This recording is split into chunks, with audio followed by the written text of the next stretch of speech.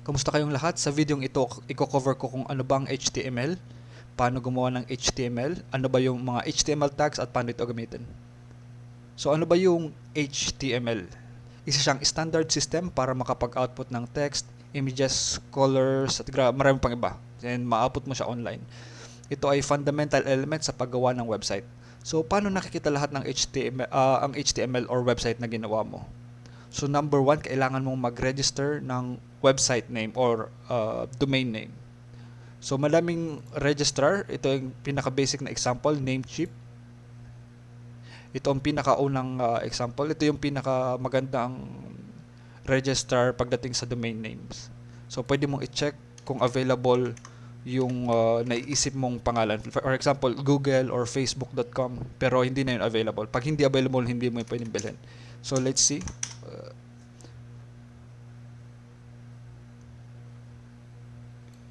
Kasi hindi na siya available. Ang yung iba, the rest pwede mo siya bilhin. And yung makikita mo doon ng offer is meron silang offer for discount offers. For example, for 1 year, 2 year, 3 years. So makikita mo dito sa domain search, okay. Yeah, sa domain search ganun. Hindi lang to, meron pang domain, host papa, SiteGround. And then number 2 is bumili ka ng hosting. So merong different types of hosting. For example, shared hosting, WordPress hosting, VPS hosting, dedicated server. And ang cheapest is shared hosting. Iba't ibang hosting site meron sila kanya-kanyang promotions. Kung magkano ba and different prices. So pagdating sa hosting, ito yung makikita mo sa price. So most hostings naglalaro siya from 800 to 900 pesos hanggang 6,000 pesos.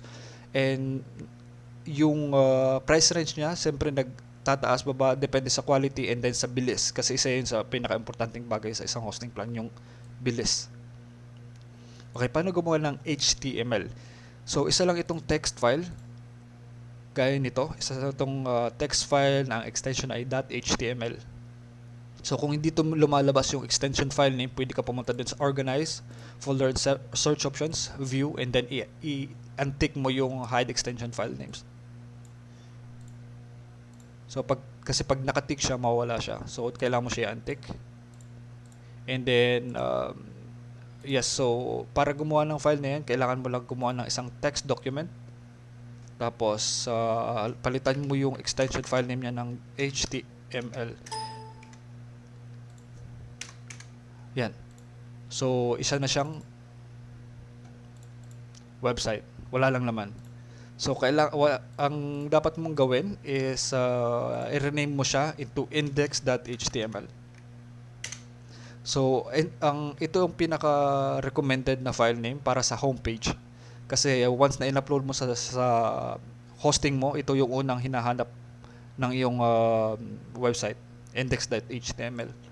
So, yan. So, ang HTML, gumagamit siya ng HTML tags para i-render yung mga content sa loob. Pwede kang gumamit ng advanced editor gaya ng VS Code, Bracket, Atom, at marami pang iba. Pero sa tutorial na to, gagamitin natin is Notepad++ kasi siya yung pinaka-lightweight since wala naman tayo masyadong gagawin. So, nakakaano naman kung gagamitin natin VS Code, gagawa lang tayo ng basic na web page. So, edit. Tapos, ano ba yung mga HTML tags?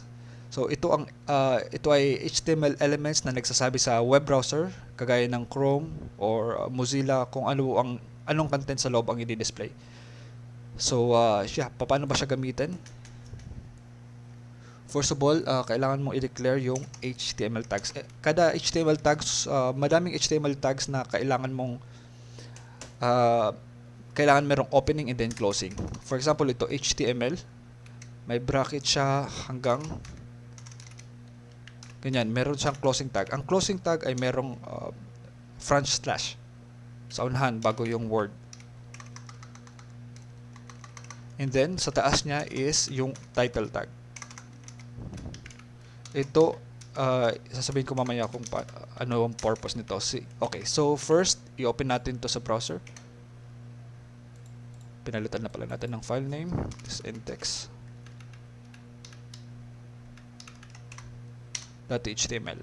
So yan.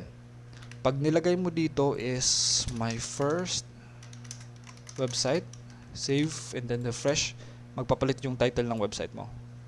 So kung gusto mo pala palitan ng Google, mapapalitan yung pangalan. Okay, pero dapat i-declare mo siya sa loob ng head tag.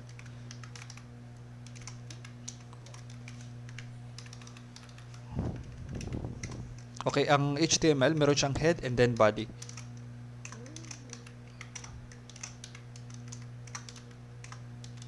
So, dito sa head, dito mo dinideclare kung ano ba yung mga ibang resources or paano ba dinideclare mo yung web page sa browser kung ano ba siya. For example, gaya ng title, nire-read niya yung title. And kung pwede, meron ka pang CSS or cascading style sheet, dito mo siya ilalagay. And tuturuan ko kayo mamaya kung paano siya gawin. So first, itong body. Sa body, dito pwede ka maglagay dito, for example, yung header. Merong iba't ibang uri ng text na contents, gaya ng H1,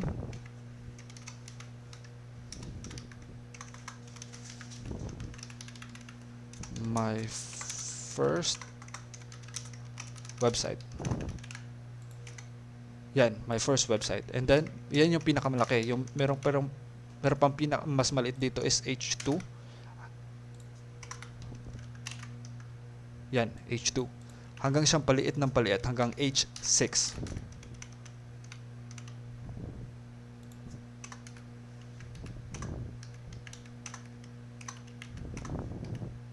Oops.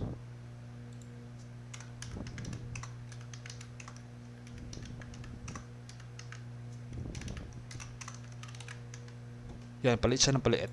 And then, para maglagay ka ng ordinary text, pwede mo siyang, ito yung tag nyon, is P as in paragraph.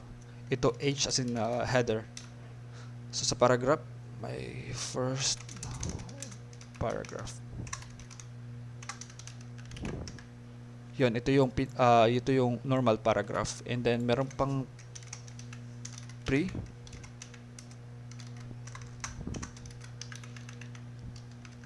So, anong difference niya is nakita mo agad naka-bold siya right away. At mas malaki yung font. At yung paragraph is normal lang. So, pag sinabi mong pre, this is my...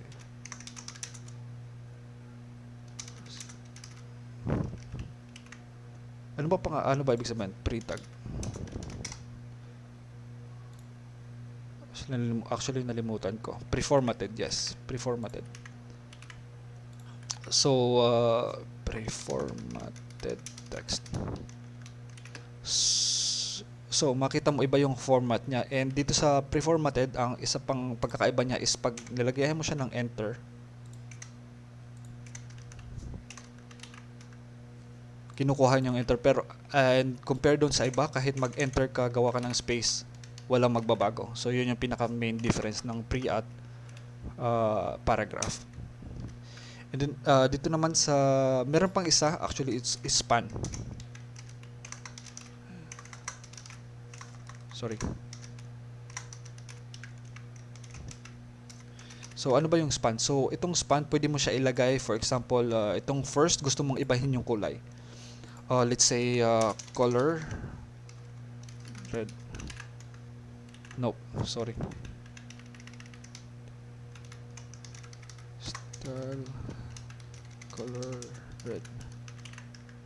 See, binagawin mo yung color, pero kung itong letter na to gusto mo siyang gawin na blue or bold, pwede mo siya gawin ng style, separate.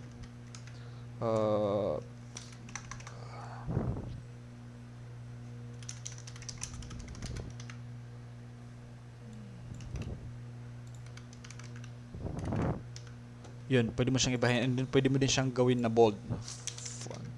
white, bold.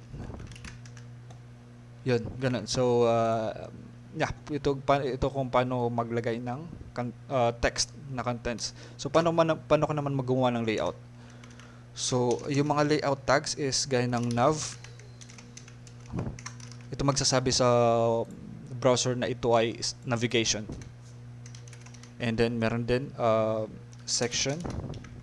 Ito yung pinaka main. Madami pang tag. For example, A side, header, main, and then figure, marami pa. Pero ito yung pinaka main na nagagamit ko. So body, navigation, section, and then footer.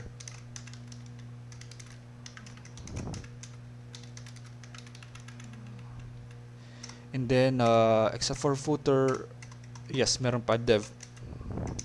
So, kung mag-i-inspect ka ng website, most of the time makita mo meron siyang dev. Ito yung pinaka basic na divider. So kung i-inspect mo kahit ito, inspect mo siya, makita mo napakadaming div dyan. Div after div after div. And pwede mong i-layout yung website mo gamit yan. Okay, so mag-move naman tayo dito sa head. Inuna ko yung body bago yung head. So, yun. First, kasi mas madali explain kasi yung body compare sa head. So, ngayon, explain ko naman yung title. Yung head na part. So, first, sabi ko na itong title. And then, pwede ka din dito mag-declare ng meta kung ano yung, for example, description. Meta name description. Then, nilalagay mo dito content. Then, content mo, this website has very good contents. So, kapag ginugol mo siya,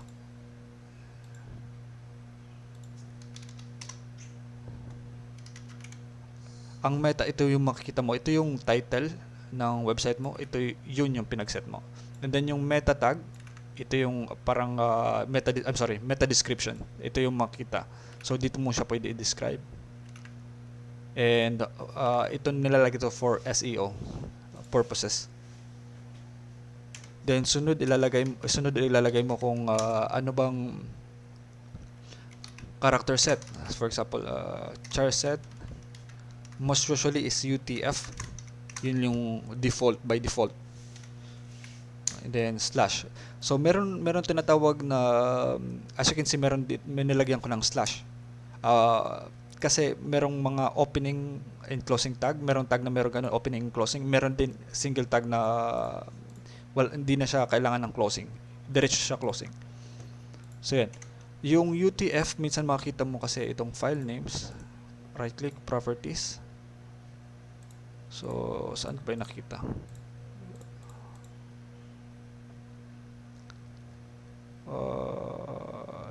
File type. Basta yung file type niya is UTF. Saan ba yung nakita? File, save as. Wait, babalikan ko Open with Notepad.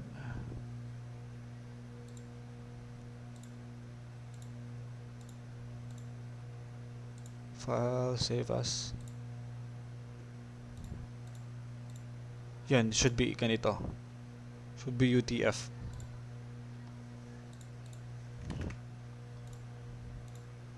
Okay, and then sunod. So kung gagawin mo yung website mo gagawin mo siyang responsive sa iyong browser, dapat mo rin siyang lagyan ng meta description na name, viewport. And yes, didiscuss yun sa next video. Basta yun yung pinaka dito mo siya ilalagay sa head ng yung HTML page. And then paano mo din siya iset yung icons. Kung makita mo yung mga website meron siyang icons gaya nito. So lalagay mo siya ng link reel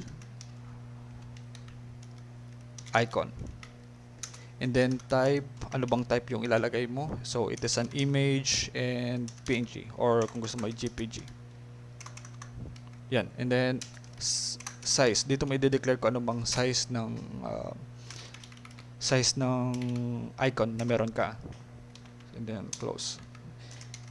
Then another one is paano ka ba kumuha ng external na CSS. So ilalagay mo dito is reel, style sheet, then href, and then dito sa part na to ilalagay mo kung yung location ng yung CSS. Okay, and then that's it for this video.